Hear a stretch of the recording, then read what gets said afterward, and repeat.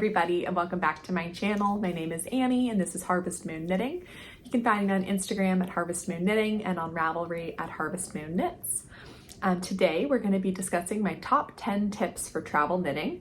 I leave tomorrow on a fun adventure to Japan. So I have a very long flight ahead of me, so I wanted to make sure I had my knitting projects kind of perfectly picked out. And thought that would be kind of a fun video idea to share my top tips for traveling with your knitting, things to consider. Some of this is probably common sense, especially if you are already a knitter, but we'll go through them all anyway. I do have my notes over here. So first I'm going to go through the top 10 tips, and then I'm going to show you some examples of some travel ideas, some travel projects that have been good for me in the past, and then I'm going to show you what I'm planning to do for my trip tomorrow. So first up, I have to prep your yarn. Do not bring hanks of yarn on the plane, and even like I feel like sometimes I've brought big projects where I think I'll be getting through like balls and balls and balls of yarn at my destination. So I'll maybe have pre-wound one and then have packed a hank like in my luggage. Most of the time, I'm never even going to make it to using that second ball of yarn, and I certainly don't want to be doing it in a hotel room or on a train, plane, automobile. Just kind of being realistic with like your yarn. Are you actually going to wind it yourself at your destination? Probably not. So wind it ahead of time. So I'll usually either just pre-wind my ball into my hank into a cake, or I will use a yarn that already comes in a ball. That's very helpful. For tomorrow, I'm kind of doing that. I'm using one of the yarns that kind of already just comes in a skein. I don't need to wind it and don't need to do anything to prep the yarn ahead of time. It comes that way, which is perfect. Just kind of making, the theme of all these tips is making things as simple as possible and not kind of just being realistic with what your knitting is going to be while you're gone. Number 2, I have to prep your notions. I always have a little notions kit with me, but just making sure that notions kit is kind of plain safe, making sure there's no like excessive sharp objects. I've never had a problem traveling with my scissors. I can even show you the ones I was planning on taking tomorrow. They're a little on the pointier side, but I've never had any issues. I've flown with it many, many times because they're pretty tiny. Kind of a small blade like that, I've never had any problem, even though these are kind of on the pointier side. You can kind of see there. One thing I did with this is it comes with this little leatherette type of case for the scissors. I just put the stitch markers, I kind of looped them onto the scissors. Again, just kind of making things like as simple as possible to not get lost, to not fall. So also in this little leatherette kit, I have a stitch fixer with one end being a crochet hook and one end being a knitting needle if I have any dropped stitches.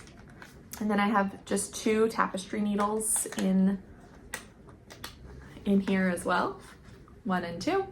And that way I have tapestry needles for whatever, and then those are kind of small, so that's what I'll usually bring too, just in case I do lose one. And if I can't weave in my ends on the trip, I won't be heartbroken. I can always just wait till I get back.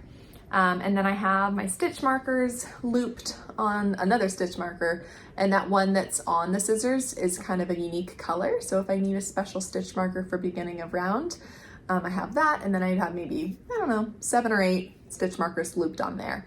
And that way everything's kind of contained, won't get too lost.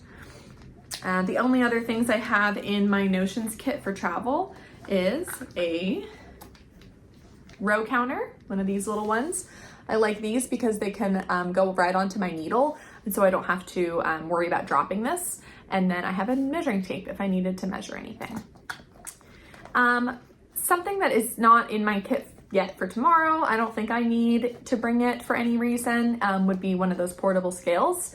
I have brought those in the past, especially if you're kind of knitting something where you want to get to the halfway mark to know when to decrease or when to stop knitting a sock, for example. That can be helpful to weigh your yarn and see how much you have left.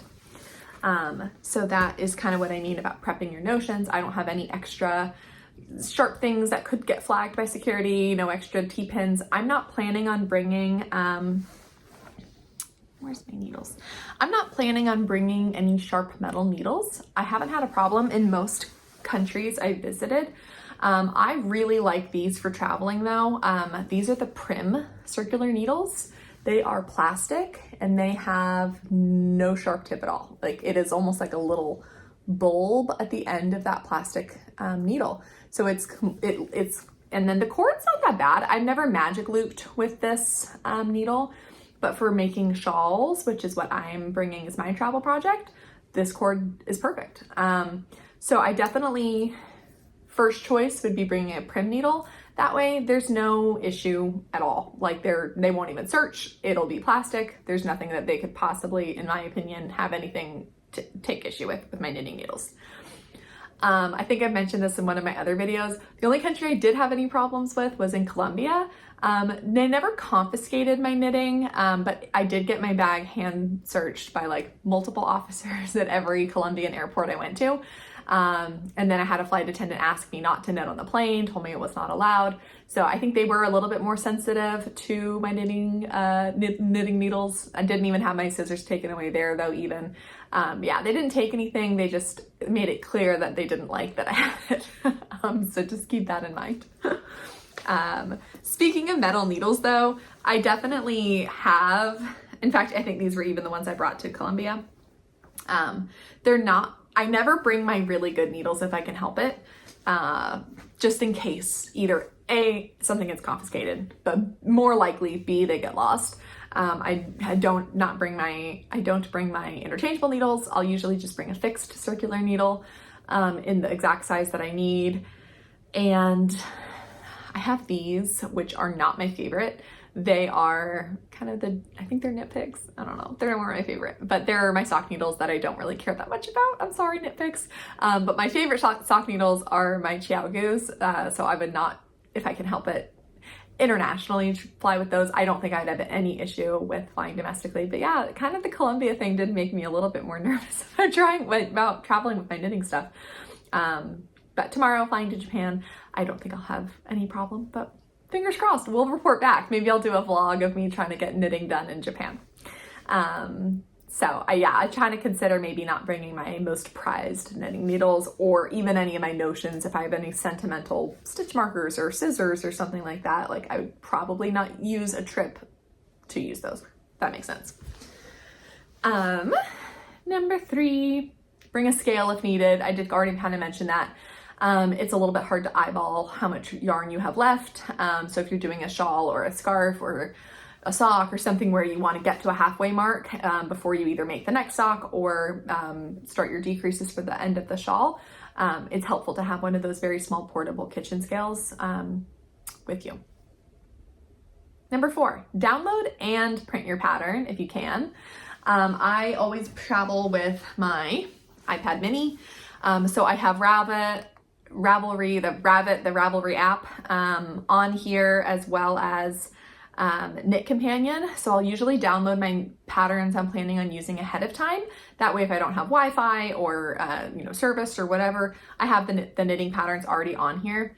I prefer to use this if there's a chart associated with it so that I can zoom in really well on the chart and I can knit a little bit easier from that. However, there's always a chance that electronics run out of battery or you can't have it out during takeoff or landing or something, but I just always like to have a printed pattern as well. So there's a little sneak peek on what my travel project is for this weekend. But yeah, I always like to have a printed pattern. It can be easier if you just have, it can just be easier. I don't know. I just always like to have both. What if, I wouldn't want to just be stranded without my pattern. I feel like a lot of these tips are a lot of what ifs, but maybe that's just a peek behind the curtain for my anxieties. Number 5, simplify your bag. And by that, I mean your project bag.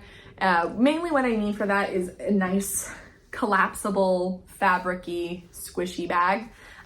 So the 2 examples I have here is this kind of like bread bag style from the Beehive, which is a wool shop in Victoria, BC, Canada, that I visited. So something that you can kind of like really squish down and mush together and all that to get it to kind of fit into your carry-on. If you have a really bulky structured bag, that can take up too much space in your carry-on. So this just kind of leaves you a little bit more room to groove for your project. This is another example. I got this one at Michael's just a couple years ago. It doesn't have a brand on it, unfortunately, but this one's kind of a little one of those dumpling bag styles. But this one can squish up really small. This one I love for socks. This is my favorite sock bag because it's just the perfect size and it is just uber portable. So that's what I mean about simplifying my bag. Number 6, sit with the aisle to your right if you have the ability to pick your seats. I always prefer the aisle myself, however, so does my husband. So we tend, instead of having to make one of us sit in the middle, we just tend to sit in aisles that are next to each other or one in front of the other or something, so that we're kind of sitting with each other, but we both get the aisle. However, I've been trying to be more strategic lately in picking which aisle I want, because I am a English style knitter and I knit with my right hand.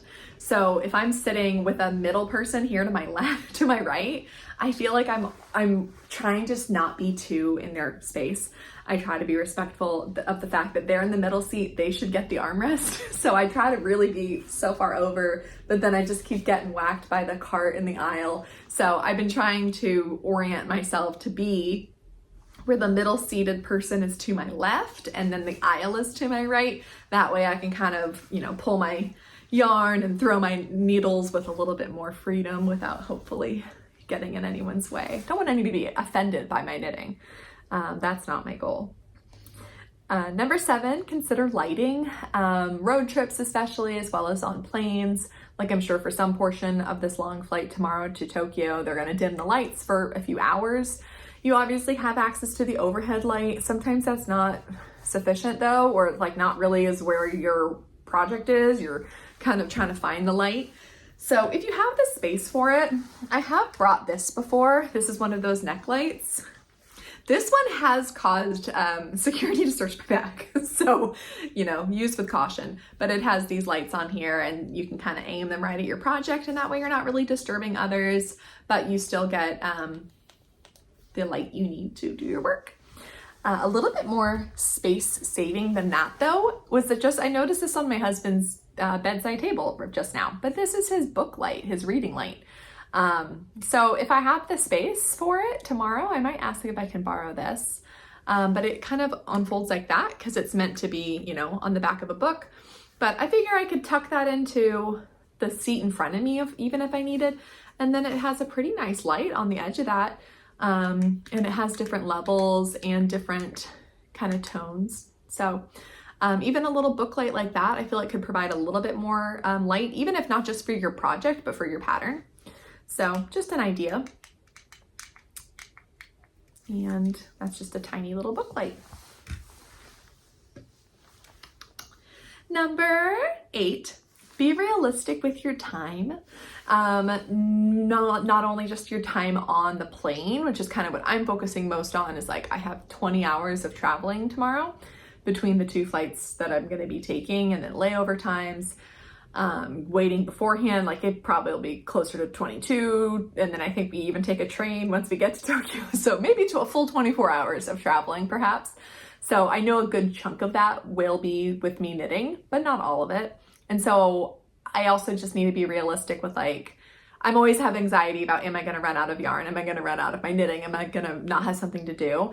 And the reality is I won't be knitting for all 24 of those hours. So I don't need to pack 4 different projects for what if I run out of this, or what if I don't want to do that.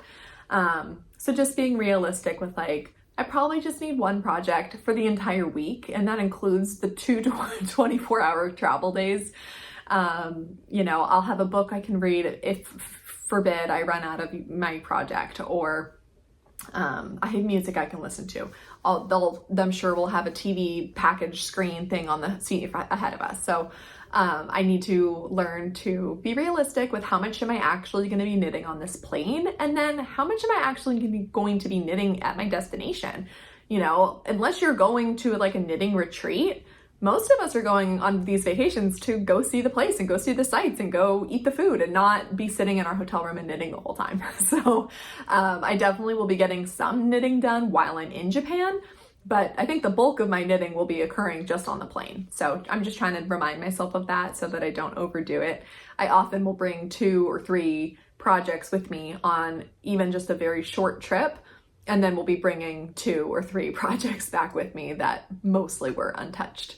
So number 9, consider your destination, kind of related, consider your destination. Can you buy more there? You know, I'm going to Japan. They're known for arts and crafts and stationery, and they have yarn store I already looked up in Tokyo. Like, if I run out of yarn after this flight there, I can get more there. Most cities, most states, most countries will have some sort of yarn store. If you really did run out of yarn, you could get more and get new needles or get whatever you need to finish your project without needing to bring a bunch of projects with you. I'm also trying to do this trip tomorrow and just to carry on. So my space is very limited. So I'm trying to be very space efficient with what I'm bringing. Number 10 is kind of the overall, keep it simple, like simple notions, simple bag, simple project. You know, I don't feel like a time for learning a new skill is necessarily on a trip. I don't feel like a time for doing a really intricate pattern maybe necessarily on a trip. I always think like when I'm on the plane, I might be kind of getting it right into the middle of the row, and that's right when the person next to me needs to go to the bathroom. So I need a project that I can easily just hurry up, put in my lap, get up, and, you know, be able to either go to the bathroom myself, let somebody else through, flight attendants come in through for meal service. Like I personally do better with like a stockinette project, you know, some sort of very easy to come back to, don't need to really keep track of my stitches, not really keep track of my rows, more of a mindless knit tends to work better for me as a travel project, because what I enjoy, especially with my traveling knitting, is something to do with my hands, something to keep my mind off of the 20 hours I'm going to be spending in the air tomorrow. You know, I'm not needing the stimulation of learning a super challenging intricate lace pattern or a cable, or, you know, having a cable needle fall out. So I think there's a time for all of those patterns, but I don't think that time for me is during travels. So that leads me into showing a couple ideas that I've done for travel projects in the past. And you'll kind of just see that simple is my name of the game. So this was the travel project I did for when I went to Colombia. I had a skein. I believe this was, what's the Arne and Carlos's yarn?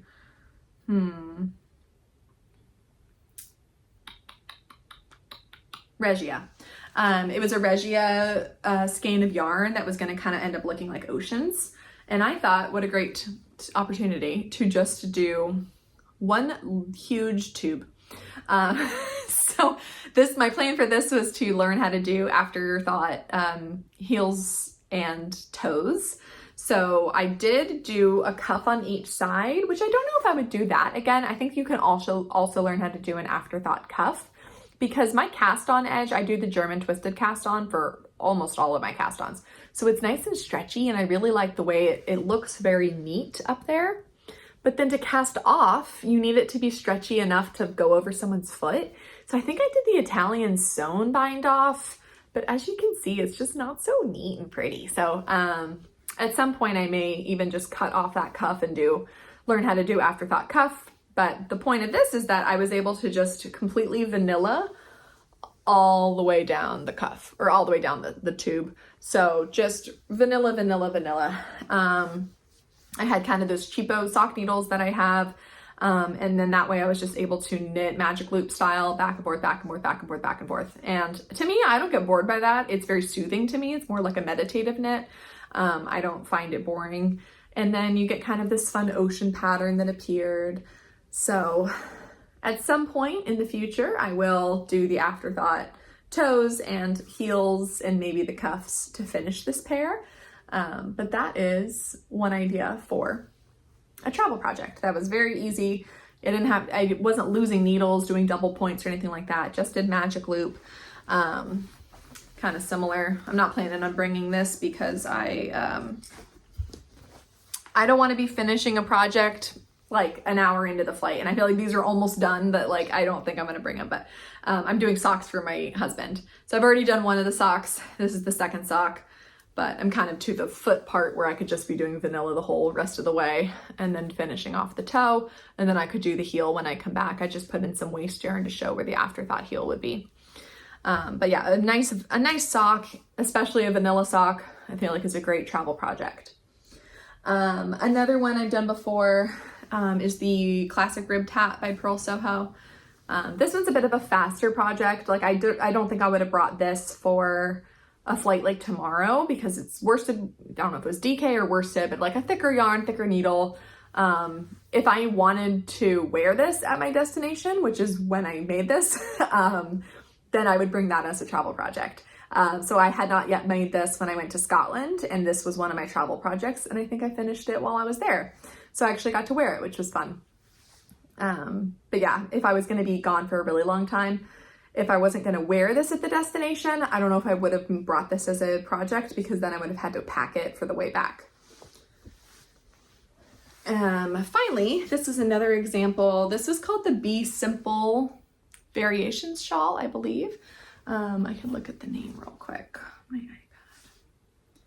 It is, yeah, Be Simple Variations by Carolyn Glaus Todrank. Carolyn Glaus Todrank. I hope I said that right. But it is a one skein shawl. It was very, very meditative. It just has this repeating eyelet style pattern all through it. And then I did a picot edge bind off. So you actually start, I believe, here at this tiny little tip and you work out this way and it just grows and grows and grows. But I feel like this was like a few row repeat. It was not, and most, I feel like all but one of those rows is garter. And then there's one row of eyelets. And I don't remember how many of garter, but it was definitely a very easy travel project. And then you end up with a little, sorry, lamp. End up with a little one of those kind of skinnier scarves that are kind of in style right now at the end. So that was nice because it's fingering weight yarn. So it actually will take you like a fair bit of time. And I used, I believe, almost the whole skein, if not the whole skein. So those are my examples of travel projects past. And then for my project for tomorrow, I think I'm following all my tips. I guess this could be considered a little bit less than simple, but I think it's still simple enough. But this is going to be the Primrose Mosaic Wrap. And the designer is Lisa Hans by Malia Designs. So you can see there, it is a mosaic shawl wrap. I love mosaic. I find mosaic kind of simple and fun. It's like challenging enough that you have to keep your attention. But the actual shawl design looks pretty easy. And there are charts in the pattern that I can see on my iPad and kind of blow it up bigger. But I'm thinking that will be a good travel project. We'll see. I feel like it's gonna take me long enough to do, but maybe not so long that like I may actually finish this while I'm in Japan or on the way back or something like that. I'm less worried about the way back because if I'm running out of projects, I can get stuff while I'm in Japan. I'm so excited. Anyway, so to do this, I am bringing 2 skeins of black of that Loops and Threads Luxe Merino blend. And because of that, I feel like I'm eliminating the need to bring a scale.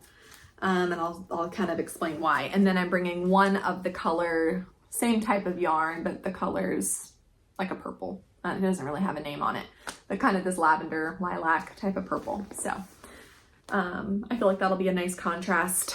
And in one of these types of shawls or wraps, you know, you knit all the way to the widest point and then you know to go ahead and start decreasing. So if I had just like one really big ball or like 4 little balls or something, I feel like I would need to bring a scale to know when to turn back.